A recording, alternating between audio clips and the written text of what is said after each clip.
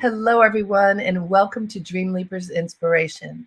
I'm your host, Harriette Cole, and boy, do I have someone who is inspiring to talk to us today. It's a very special day for me. I've long respected and known the work of our guest. She, in spite of many obstacles, has created an incredible life, not just for herself, but for many women, not just in the United States, but around the world. And what we know about manifesting greatness is that often it comes out of challenge, it comes out of strife, it comes out of difficulties that you may not even imagine. And that is something that is true for our guest. Let me tell you about her. She calls herself V now. She's formerly known as Eve Ensler. I'm sure you know her name. She created the Vagina Monologues, which is an iconic piece of work. She created V-Day. So on that day that some call Valentine's Day, she's letting us understand that we can stand in our power and we need to stand up and for women, for women's safety, for women's lives, for all of us, women, children, and all vulnerable people around the world. A few things you should know about her.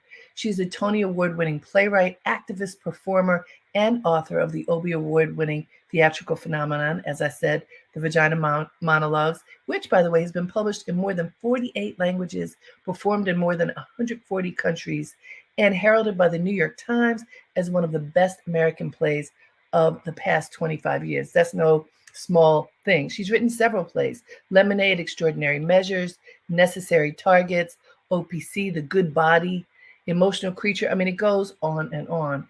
She created she's written books. One of the books that we will talk about today that is just so moving is called The Apology. I want you to understand what that is about. She also created she's the founder of a movement, 1 Billion Rising, the largest global mass action to end gender-based violence in more than 200 countries. She is one of the founders of A City of Joy, which is a revolutionary center for women survivors of violence in the Democratic Republic of the Congo. And she did this along with Christine Schuler-Deschriver, I hope I said it right, and 2018 Nobel Peace Prize laureate, Dr. Denis Mukwege.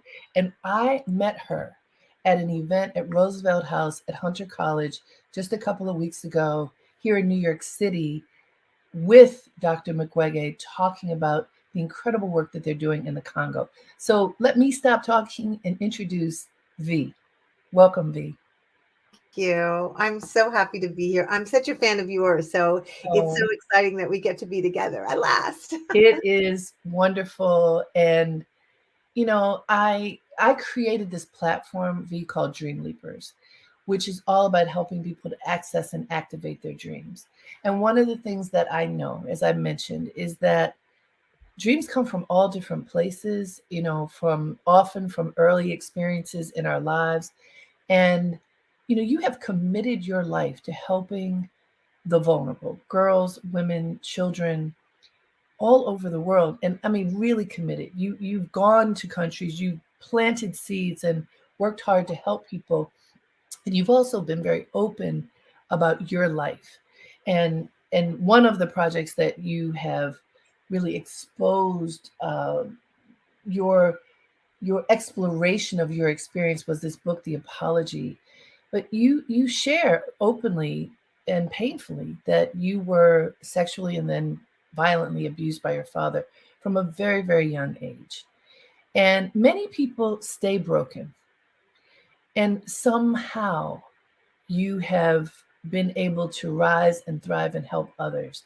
I just would like for you to talk just a little bit about your growing up experience at that vulnerable child starting at age 5 and what happened and how you survived. Hmm. It's a good question. I think those of us who've been exposed to violence at a young age, whatever form of violence, whether it's literally physical violence or sexual violence or racial violence, or we can go down the list. We're very artistic and creative in our abilities to survive. We come up with all kinds of things, and I think for me, at a very young age, and I don't know why, I just thought to myself, I'm gonna survive this, and then I'm gonna go back for the others. It was just, Mm. and I will tell you this really funny, kind of beautiful story. When my father would beat me or do horrible things to me, I would go and I would pick up the telephone at a very young age, and I would call this imaginary character named Mr. Alligator, and I would say, "It's time to pick me up. It's really bad here," and I would say it really loudly so everyone could hear me. And of course, everyone made fun and said I was pathetic and tragic. But I would pack my little, like a little lunch pail, and I would put my, magic markers in it, and maybe like an orange. And then I would go and I would walk to the end of our sidewalk, and I would sit all day, and I would wait for Mr. Alligator to come. Wow. And he didn't come, but I always knew he was helping other children who were worse off than me. And so I forgave him. And I just knew he would come the next time. And I'll tell you an amazing thing that happened.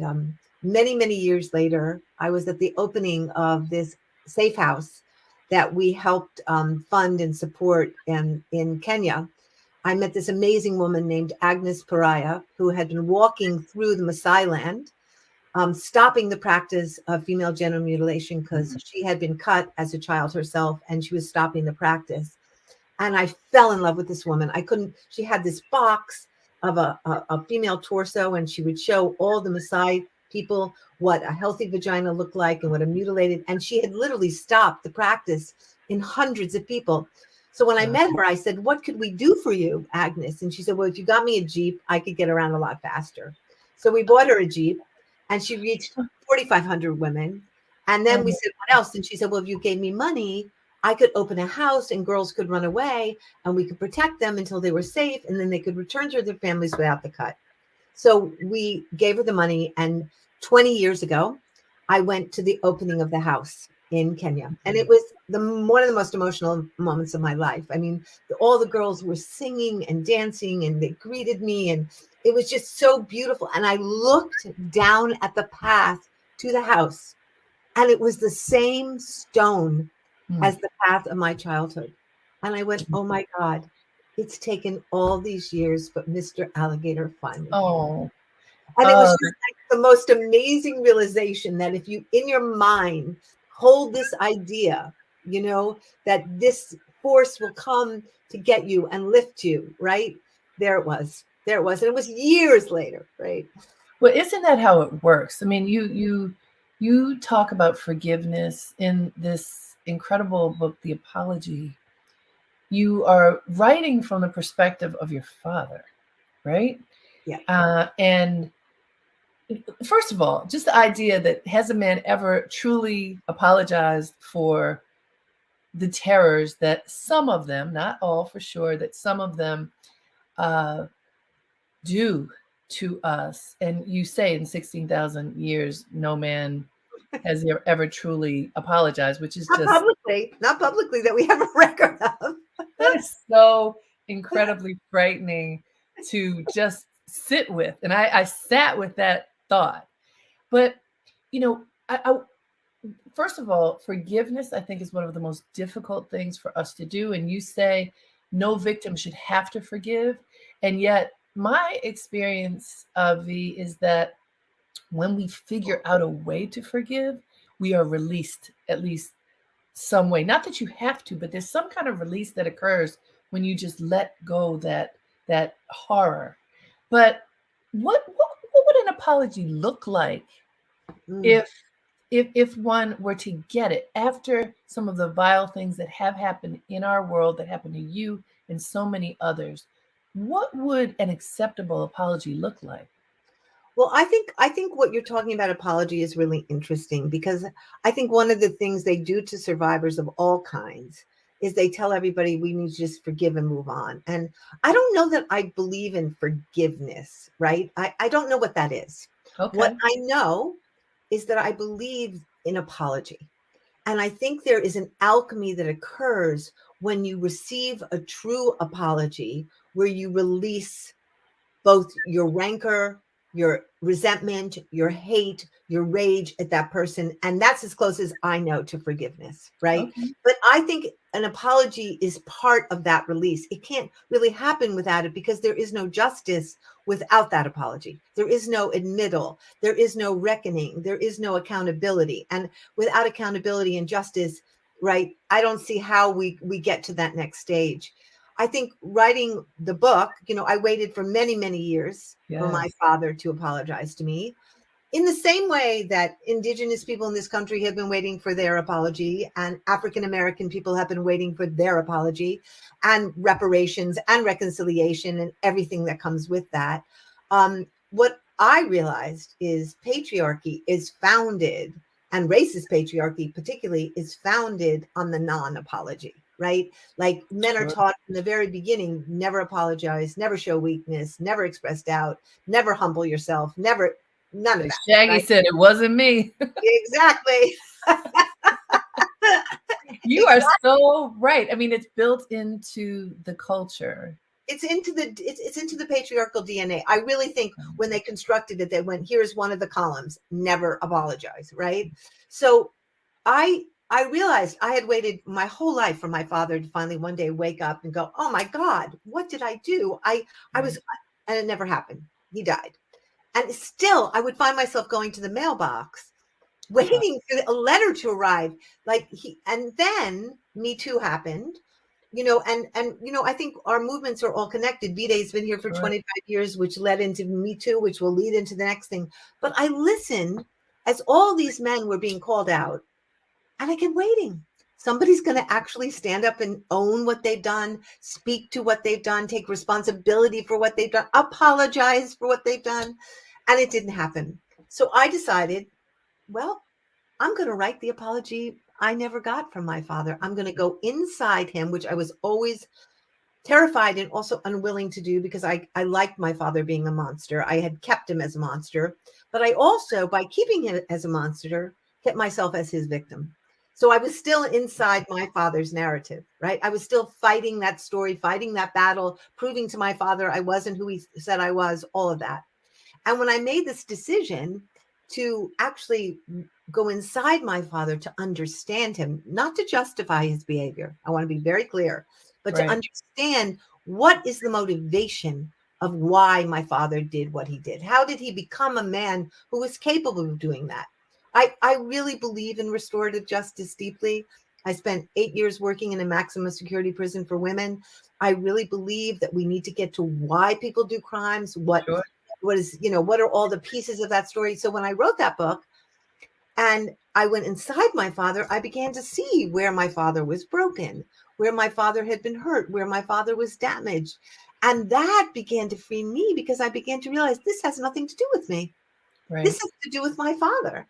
And I'm just in the Ooh, path of whatever tragic psychodynamics existed in him that are violent, that are unconscious, that are unprocessed, that are allowed to exist in a privileged white man. Okay, sure. and because no one's challenging privileged white men to change, and And whew, you know what, V, I had the opportunity to speak to Viola Davis right after, well, as her memoir was coming out, mm, which is, I don't know if oh, you've read that it, but memoir, oh God, it's oh my amazing, goodness. I mean, amazing, and you just cry. devastating. I cried through It's the whole thing, right. devastating.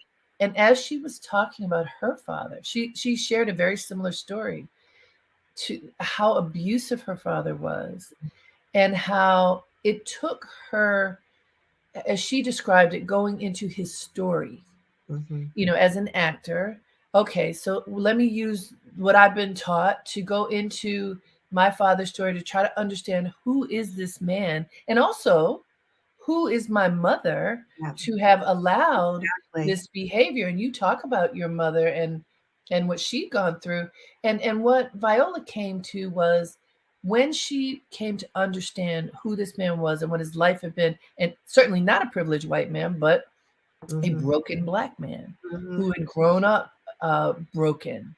Uh, and because of all of those things, he was able to do the unconscionable. Yep. And so talk a bit about Mm. how you, if we don't say forgive, you tell me what is the verb that we put in there, but your relationship with your mother, because you talk about that and the Mm. fact that she either turned a blind eye or otherwise did not protect you Hmm. when from age 5 to 10 you were raped, and later from 10 to 18 before you left were almost killed on multiple occasions by your father. You know, patriarchy breaks us all. Racist patriarchy breaks us all, and we're all either predators as a result of it, or victims as a result of it. We're all outside our bodies. We're all living in a trauma state. Um, so my mother was of her generation, right? She was of that generation where women don't talk back to men. She had grown up very, very poor in the Midwest, and my father was her way out, right? Mhm. She didn't have to be poor anymore. So there she was with 3 children. When I confronted her and I asked her, why didn't you leave? Why did you allow? She said, look, if I'm really honest, I sacrificed you. I sacrificed you. I could not bear the idea of being poor again. I had no skills. I had 3 children. Where was I going? And as painful as that was to hear, I also understand it. Where are you going to go as a woman who has no skills with 3 children? What are you going to do? So she made a Wow. decision that was something she would tolerate. And I must say, in my mother's defense, I confronted her and we went through a very intense journey where she owned her piece of it completely. She owned her piece of it. She made amends. She apologized. She went deeply into it with me. And before she left this world, I felt we were clear. We were clean. We were clean. I don't feel like she was my mother. I will Sure. never feel like that woman was my mother, but I hold nothing against her anymore. It's like I bless her in whatever realm she is in, and I hope she is cleaning up whatever stuff she needs to clean up so she can go to higher realms. Um, uh, Again, what is the verb you put there, or whatever that You know the what it is? It's apology again. My okay, mother apologized to me. My okay, mother took all right, responsibility for what she did. okay. She owned it. And she let me know that she was hurt by it. And she cried with me. And she let me know there's 4 steps in the apology that I wrote. And the first one is to really ask yourself, how did I become a person who is capable of these deeds? What in my family, what in the society, what in the culture, what in the world created me to look really deeply about who are you and how did you become that? And then to look very deeply at the exact details of what you did to that person. To say to someone, I'm sorry if I hurt you, or I'm sorry if I raped you, that's not enough.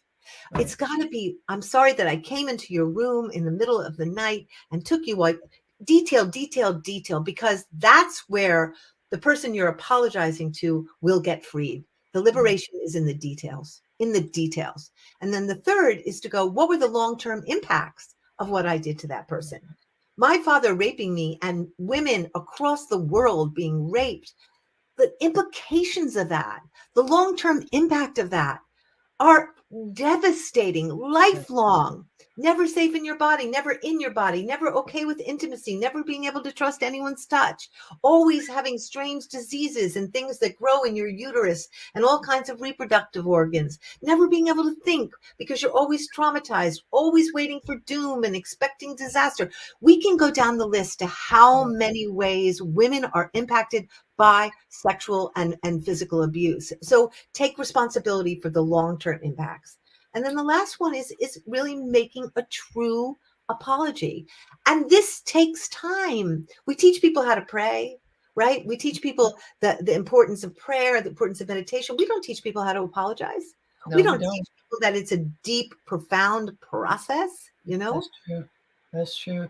The fact that you talk about this, I think, is incredibly powerful. Just starting with you as a white woman who today appears to be privileged. Clearly, from your upbringing, you were not. But today you have that persona. And I know what people think. People think, oh, it couldn't have happened to her. She's different. And then having a platform, oh, it couldn't have happened to her. Her life is perfect. And the fact that you talk about it and that you tell the truth about your story, I think is so important because to me, this is interesting, but I believe this. Mm. Poor, disenfranchised white people, and in particular white women, are perhaps the most invisible people in the world. White Americans, we don't see poor white people in I movies, agree. I on agree. television. If you go around the world, you don't see poor white people in That's the why they're images. so angry, because they've been completely abandoned and completely they are treated like Eliminated. eliminated. And I'm really happy you're saying that. When we were at City of Joy one day, I was doing a class with all our girls in Congo, and I was talking about why we need to say vagina and the importance of telling our stories, right? And a girl stood up and she said, when you told your story, I had no idea any white person had Exactly. ever gone through what I went through, and it Exactly. suddenly changed everything for me.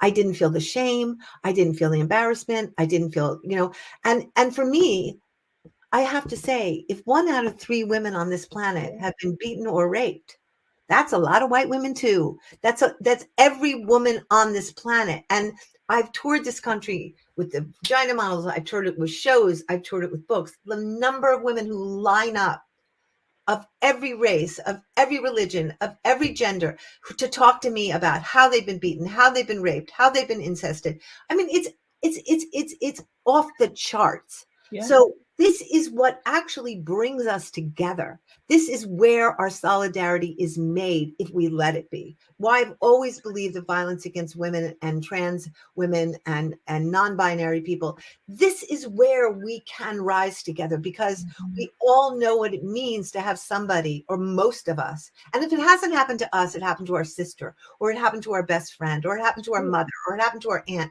So we know it can happen to us, and it acts as a form of keeping us silent, right?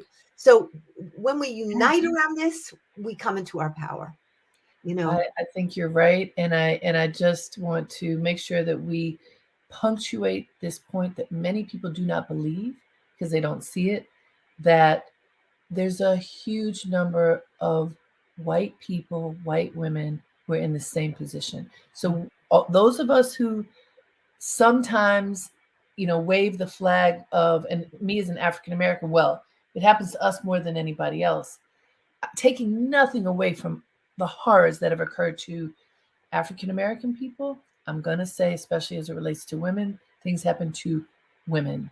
And you're right. If we come together as women, looking across whatever our differences are to what makes us similar, there's power in that. And you certainly show that in the Vagina Monologues and in all of the work that you do. Now, I want to pivot to when we met recently with Dr. Mukwege. Is that how we say his name? Mukwege. Mukwege. Thank you. Mukwege. Don't worry, it took me years to pronounce I it. mean, so just everybody who's paying attention, we know that we have come, most of us, to enjoy the creature comforts of life that include lots of things that are destroying our universe, our planet, like cars that use gasoline, and all of the many devices that are now at our disposal.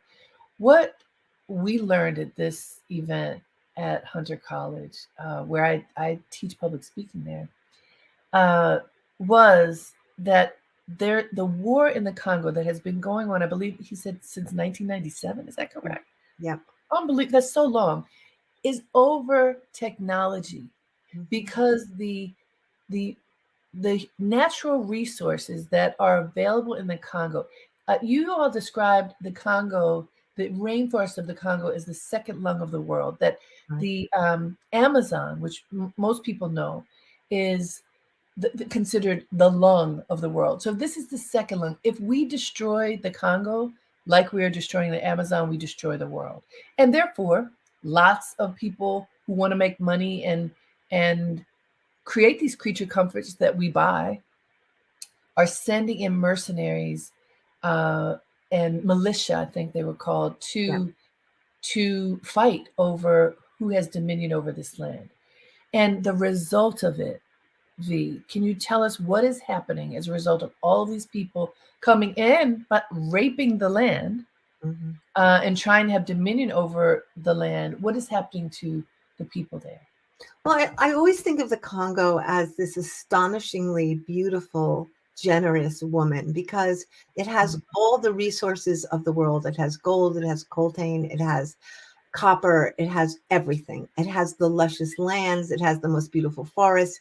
And really, from the time one can remember, it has been colonized, it has been extracted, it has been exploited, it has been abused, it has been raped, it has been plundered, it has been pillaged by the entire world. And for the last 20 years, the war has really been fought to a large degree over coltan and other things that go into both now batteries of electric cars and that go into our cell phones and And computers. by the way, what is coltan? It's a little um, mineral that goes into our phones, and it is used for our iPhones and for PlayStations and for computers. And you get these in the mines. And what they do, the militias, is they send militias into mining towns. They have them rape. They have husbands rape their daughters. They have um, sons rape their mothers. With held with machetes. Then they rape everybody and gang rape everybody in front of their families, and the families go crazy and they flee, and then they take over the towns. So that rape is a very cheap form of violence that allows these militias to then conquer the mines and use the mines and export the minerals and own those mines.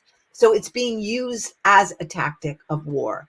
Mm. And what we see, now is like whenever there is a new mineral that evolves, like now the minerals that are being used for batteries, that's a new onslaught that's beginning to, and so many countries are involved in the extraction and the intervention in the Congo. And what has happened is over the last years, at least 9 million people have died, and hundreds and thousands of women have been raped, re-raped, re-raped. It is, and when I first went to the Congo almost 20 years ago, I had been in a lot of war-torn countries. I've been in Bosnia and Kosovo. I was in Haiti. I was in a lot of places where I was in Afghanistan. I had never seen anything like what was happening in the Congo. It was like where racism, colonialism, and capitalism all merged in this fiery cauldron on women's bodies. And it was all being enacted on women's bodies. And I think, you know, I have to say this, that having worked with Dr. Mukwege and been speaking with Dr. Mukwege for years and years now and trying to wake up the world to what's going on in the Congo, it's been 20 years. Look in the Ukraine, in a very short period of time, the world Very. woke up. Like I was on the phone just now on a Zoom call with Iranian women, just talking about how people just assume this is what happens in the Middle East, the way they assume what's Right. going on right now with women rising up and risking their lives for their liberation of their own bodies to honor Amini, who was murdered so horribly, along with all the other women in the last weeks who were being murdered. Right. But the world doesn't care for Black and brown people the way they care for white people. And we don't seem to find the resources, and we don't seem to find the compassion. But in fact, we are benefiting from all of those resources in Congo. We are using them to our own advantage. We are making our lives comfortable on the bodies of Congolese women. So it is our obligation, is our duty, it is our humanity to wake up and say, I am going to care what is going on in the Congo. And Now, that's so hard to do. I remember I asked you at that event. Well, you talked about how the so-called white countries are the ones that get paid attention to more. The one country that in Black Africa that fared a little differently was South Africa, even though it certainly is white and black. But I think in part because there was a figurehead. You know, Mm. Nelson Mandela was a pulse point. And I mean, he served his time undoubtedly, but the world finally gathered and decided that we will freeze our resources, we'll take them out, even though they were making tons of money. Yeah. What can be done? What is the belief that can be done in the Congo so that perhaps something like what happened in South Africa could happen for them? Well, I'm banking my money on two things. One is, City of Joy is both a leadership center and a sanctuary, and we I am doing my job to help support this, but it's run by Congolese women only, and it is theirs, and they own it, and it's their center, and I help fund it. But they are creating leaders, women who are going to rise up and be grassroots leaders who are eventually going to take that country back. I truly believe that. And when they leave City of Joy, they are powerful women, and they are beginning to change their communities. So when we have enough of those women graduated, we will have a cadre who will be able to really begin. And I also think what we need the world to do is to ask ourselves, where do we benefit from the exploitation, extraction, destruction, rape of other people?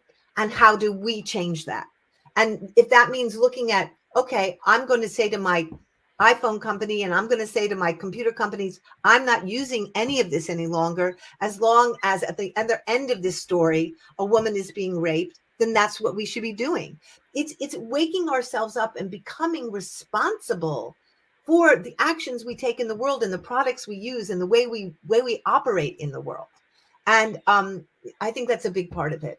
You, you, Educating yourself. you told a story, V, that I'd like for you to share now. That was your aha moment when the little girl was sitting on your lap in the Congo. Tell that story. Mm, yeah.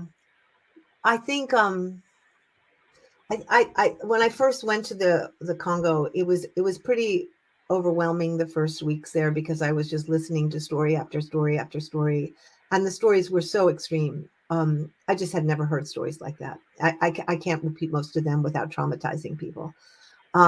But there was this little girl, and she was just so sweet, and she, I think, had been raped by she was maybe 5, 6, 7, 8 years old, and she had been raped by a group of soldiers, and she had she she she was peeing on herself. She peed a lot, you know what I mean? She couldn't hold her pee, and she wanted to be hugged, I could tell, but she was really scared to be hugged because she was scared. And I said, I don't, and I just grabbed her and I hugged her, and she was so happy to be hugged. And because her parents had all been killed in the war, and she was an orphan, and she was sitting on my lap, and she just peed all over me. And I I've never felt more, I just felt it was one of the holiest moments of my life. I felt like I'd been baptized. I'd somehow, I'd become part of that story in that world. And I knew I would do everything in my power for the rest of my life to support the women of Congo. Like it just happened in that moment. And I feel, I feel every time I see a new group of women come to City of Joy, to be honest with you, I could get very emotional about this. And Sure. I hear the stories of what women are going through and what they've been through and what people have done to their bodies and how they've been treated and made to believe the things they've made to believe about themselves and what they've been through. And the fact that they still love, they still connect, they're still generous, they're still joyful, they're still alive. It is so miraculous that I agree. I feel like, okay, you've got me for life. I'm going to give everything I can in my power to. Well, and one of the things that you said, just to complete that point about that girl whom you hugged, is that the light went off for you that my cell phone is Oh, responsible for yes, what happened exactly. That's to exactly this right. child. It is like, oh my God, I am And that's connected to the. powerful. Yeah, yeah, That's powerful. And you need a wake up call. Like, how many airplanes are you gonna get on? How yeah. many? But like You need to, because even for you, how are you going to get to all these women if you don't fly there? It takes too long to do it on a boat, you know. So there are there's Yeah. so much Yeah. impacting this simple word technology and the impact. And you know, I think about Eve. I spent a lot of my early career working in fashion, and as we talk about sustainable fashion today, and also just what is, you know, fair pricing around the world, one of the conversations that is very prominent right now and important for everyone to know is, if you buy something that costs $5 and you are pretty sure it probably should cost more than $5, like let's say at least $35, just to give simple Mm-hmm. math, but you got it for 5, who made it? Mm-hmm. And what kind of life does that person have? And Mm-hmm. this is what the conscious people in the fashion industry are talking about today. It's that same point. Like, Yeah. to what end? Because people complain all the time if things are very expensive. But what about that super affordable fashion? Who is suffering? Where? And there's a wonderful book that talks about this. But the point that I'm making is, in every industry, there is greed. And in every industry these days, there seems to be a significant pushback. No, wake up, be conscious Yeah. and intentional about what you're doing, and how you spend your time and your money, which has an incredible impact on all of us. Exactly. Exactly. No, I mean, I've spent a lot of time in Bangladesh, and I've been in that factory that collapsed where the workers were sent in that day, right? And you just see it's always women. It's always women, right?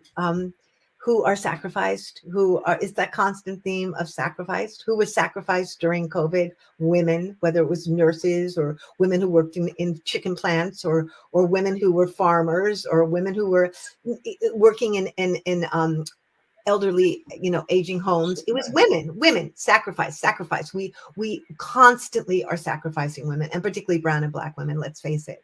I mean, in this culture. So part of it is like, how do we end a sacrificial culture? How do we stop sacrificing people and say everybody gets to have health care, everybody gets to live well, everybody gets to be cared for, nobody gets thrown out? And it's always the people who are giving us the most, taking care of us the most, nurturing us the most, that are the most sacrificed. It's not the CEOs who don't touch the hands of the people, who don't ever get down into the blood and poop of the people. It's always the ones who love us that get thrown away. You know, there's a African scholar named Malidoma Some. I don't know if you know his work. He wrote a book called Of Water and the Spirit. He's from Mm. Burkina Faso. He talks about, he he describes the lessons that the West can learn from indigenous African culture. And one of the things that I love that he talks about in this book is how every single person in his indigenous culture is valued. Mm-hmm. The people who are disabled, Yep. the people who are old and frail, the people who are not intelligent, Mm. every person is valued, and in a very specific way. Yep. And and even another thing that was so beautiful, I love this book, is it, this description of the soil, and Mm. how it is the responsibility of the adults to keep the soil moist so Mm. that the plants can grow. And then the figurative part of that was to keep the soil of the soul Mm. moist so Yes. that everyone in the community feels that they can offer their gifts to their community. They don't have Yes. to go Yeah. somewhere else, right? Mhm. The What's the name soil of is the book? Like, fertile. It's called Of Water and the Spirit. oh, sounds beautiful. Malidome Some. It's Okay. wonderful. It's just, and his wife, who is now passed, Sabonfu Some, wrote a, Oh, yes, I knew who she was. right, Yes. okay. So that what she was his wife. And Oh, I, yes, and they just had such interesting understanding to bring to the West, that we can learn from other people and believe. You know, look, let's face it, uh, the many institutions that used to show African people only as Yes. bare-breasted and beating a drum, not even explaining the importance of that drum, right? Exactly. Diminishing it to something that was just so-called tribal. So I want to go to the City of Mhm. Joy for a number of reasons, including ever since I met you, I've just been reading and learning and just absorbing everything I can about you so I could be ready to talk to you and to honor your work as much as I can. And I watched the documentary on Netflix, and I want everybody to know you can watch City of Joy and learn.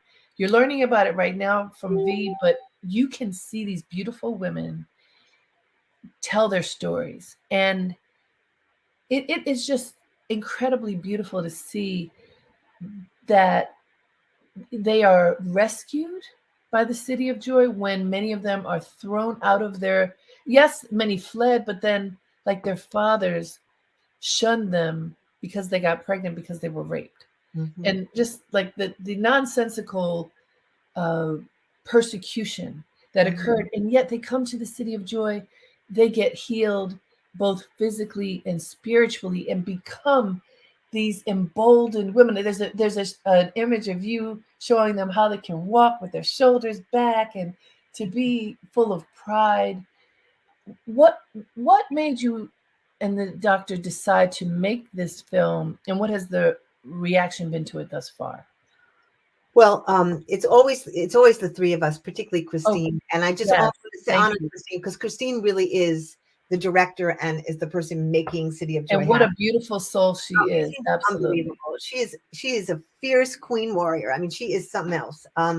But you know, I think the reason I thought we should make that film is that it was really important that we showed that one of the things I love about City of Joy is that it's entirely run by the Congolese. It's theirs. There's no internationals who are there. There's nobody in the way. It's their culture, it's their direction, it's under their auspices, and they've done something remarkable. And it's something we can all learn from in the West. And we always see the Congo as, quote unquote, the heart of darkness, all these images that are perpetuated about the Congolese, which are completely insane. The Congolese are the most beautiful, brilliant, gorgeous people who have just been, you know, destroyed ongoingly by the world. But I wanted people to see the power in Congolese women and how they are transforming themselves and each other and how they live in community and how they rise up in community and how they've created this glorious, what I call the holiest place on earth, where spirit and practicality, where dancing and learning about permaculture all live together in one universe, and they're not separated out the way they are in patriarchy. Like, Right. it is a true female community where dancing is as significant as learning how to do math, and there's no separation between those two.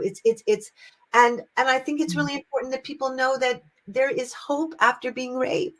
There's hope after massive trauma. There is a way to turn your life around. I think the second rape for women is after we've been raped and after we've been beaten, we're told our lives are ruined. And that's utter nonsense. You have to work and you have to go through a process of recovery that is painful. But when you walk through that portal, that wound on the other side is liberation, is light. And you just need supports that we have at City of Joy to help you walk through that portal, because the wound is a portal. The wound is a door to another world and to another spirit and to no one touches your soul. It's your soul is there, and we just need to clear away the sludge and the pain and the trauma so your soul can really shine through and bring you to the next place of your life. I love the name, the City of Joy. And as I'm a writer first, and I mean, you've written so many works. The language is so important So because I practice meditation. There's something known as matrika shakti, and it's mhm. like the holy power of the word, Yeah. right? And if you're able to embrace that and own it and find what is the perfect description of what you mean, then then however you understand God, then God touches it and lives through it. And I feel like you're choice to call this refuge and this healing center the city of joy is so important. And I know in the Black community we often talk about joy. We call it Black joy, and it's even if like folks who were on the plantation singing those Mm-hmm. incredible spirituals accessed joy in their soul even when their backs were scarred. Mm-hmm. And that's what that memory, that ancestral memory, came to me as I was watching the film, because there's joy in spite of Mm-hmm. so many things. When you talk to women before they've accessed the joy, when they feel like their life is over, that there's no reason to live because they have been violated so deeply, how do you reach them so that they see the joy, that it is reignited? Well, I think one of the really beautiful things, I remember when we called it City of Joy, people would say, how can you call it City of Joy? It's for abused women. And I would be like, no, because it's an aspiration, Mm. because it's a determination, it's a destiny. You see, that's what we're saying. This is going to be the City of Joy, right? And it is the City of Joy. I have never felt the kind of joy I feel there. Oh my God, it is. But I think, one of the beautiful things, there are 10 guiding principles at City of Joy. And one of the ways that they're communicated and taught is through song and dance. So people sing the principles. And from the first day they get there, they begin to sing those principles. And so song, dance, theater is right away. And from the Mhm. many women come from different tribes because they come from, it's a national program. So the program works where different women in all these different women from different tribes are put in the same house together. So everybody begins to share the songs of their house and the dances of their house, and that trading and that exchange becomes joy because you're Yeah. learning each other's dances and you're learning each other's music and you're learning each other's rhythms and you're learning, and I think when you come into City of Joy, it is just an aura of joy. The women who work there, the mamas who work there are, I can't even tell you how full of love and care they are. And you know that the minute you touch them and the minute you see them, you know you are in the presence of majesty, the presence Mhm. of grace, the presence of radiance. And I think women know that because women start crying the minute they get there because they have a bed, I because get it. they have toilets, because they have, Mm. many women are coming from the forest. They haven't had a toilet ever. Wow. They have never had a bed. So they can't even believe that they have a blanket and a bed. This is such a huge luxury for many women. And then to have women who love you and sit with you and know your story and want to hear you and take care of your body and feed you, and it's just it's just beautiful. It's just beautiful. When I listen to you and the doctor speak, you acknowledged, and then he said that there was a moment when he felt hopeless. That before, this is almost 20 years ago, I think it was. And what I heard that was really powerful, V, is that because you were there, and in particular he talked about you because you were there, and then others were there to make sure that he knew he was not alone. Mhm. That helped to reignite his belief in the value of this work, because he even said, someone asked him, you know what does the Nobel Peace uh, Prize mean to you, and he says, well, it gives me a bigger mouthpiece, but the Right. work is still, it's still like trudging through. And so I want you to describe, what can people do, that the fact that you stood up and have made this commitment to support in this way is fantastic. What can the people who are listening do for the people of the Congo and wherever there may be a need? What can regular person listening right now do to make a difference? That's such a good question. I think what is solidarity? To me, it's the most important thing in the world, right?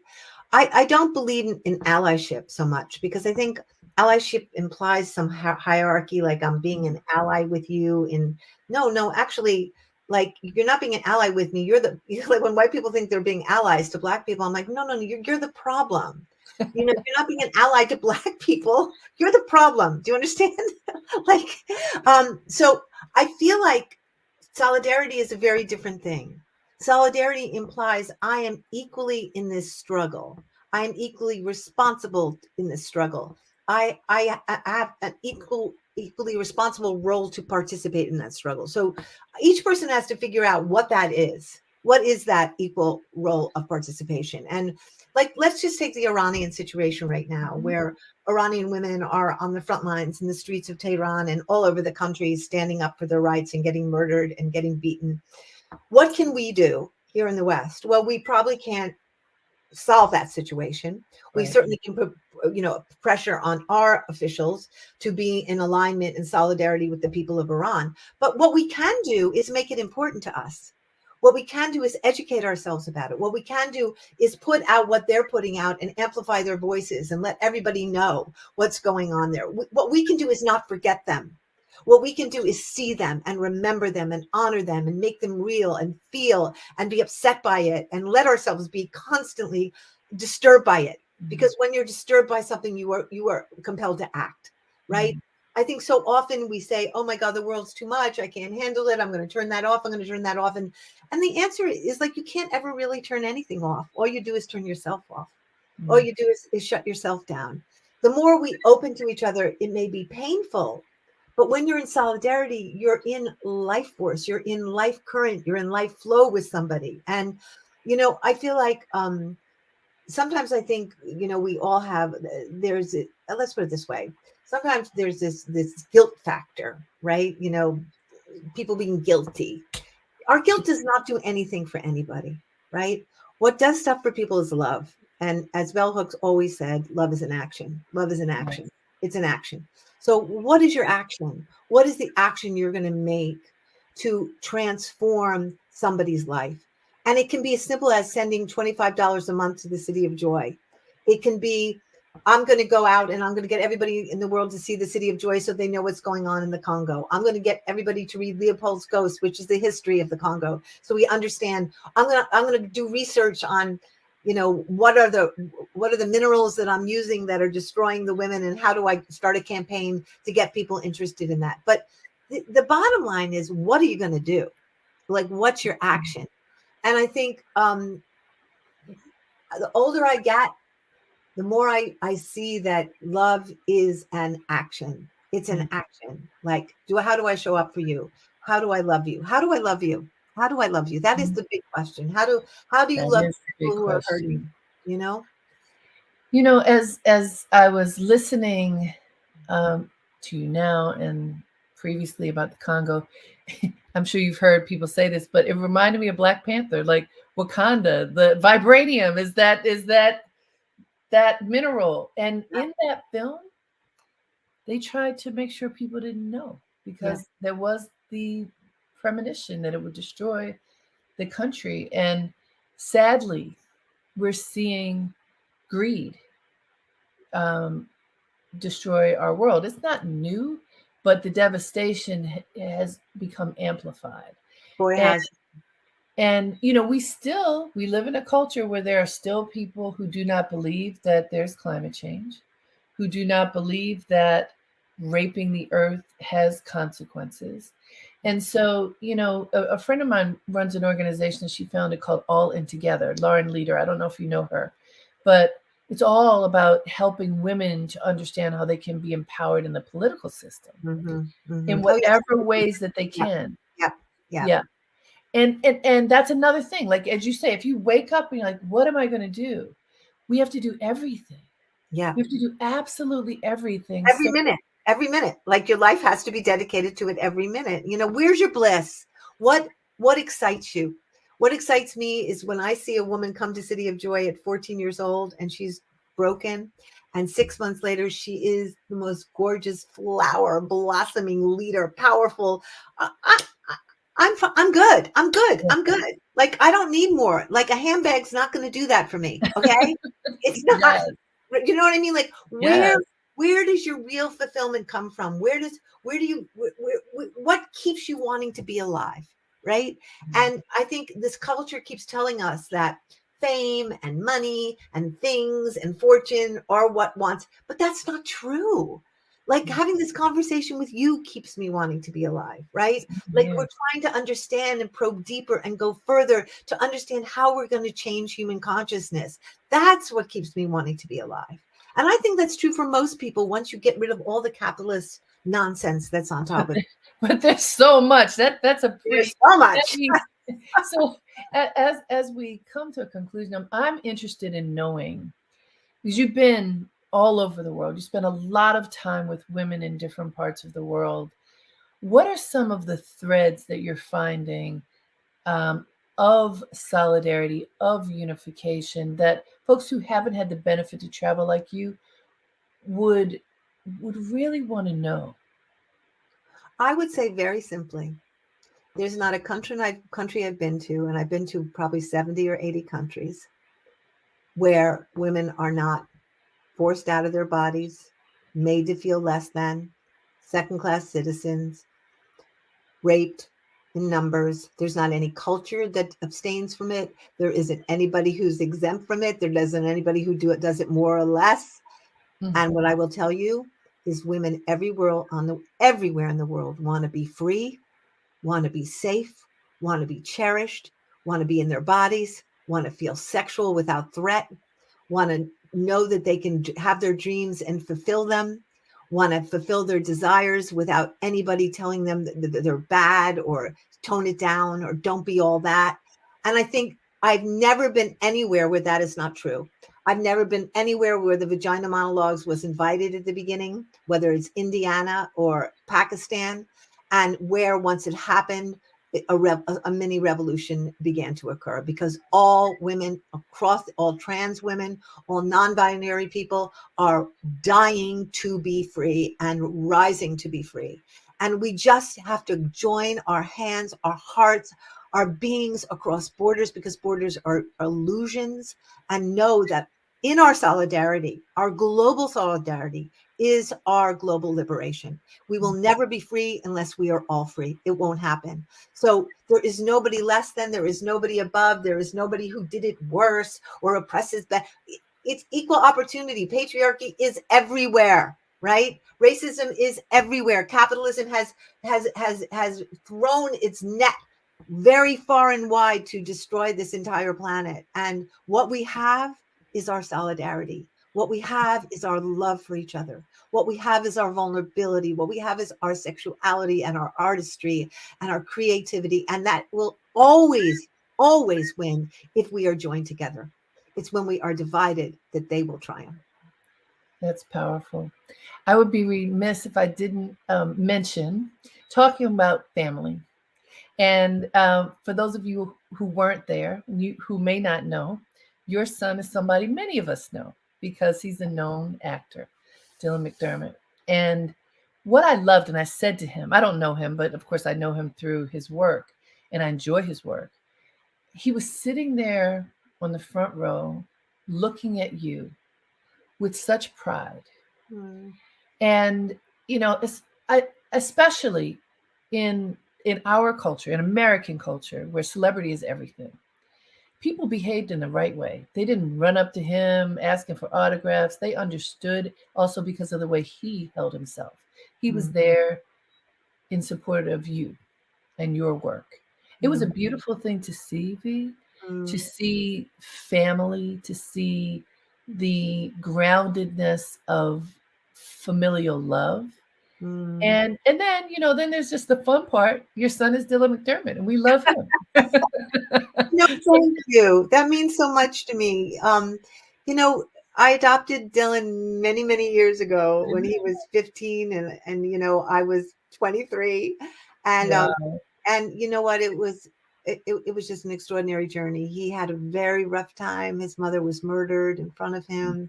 He grew up in real violence. I always feel his mother's with me. I feel like she called me in somehow. I really do.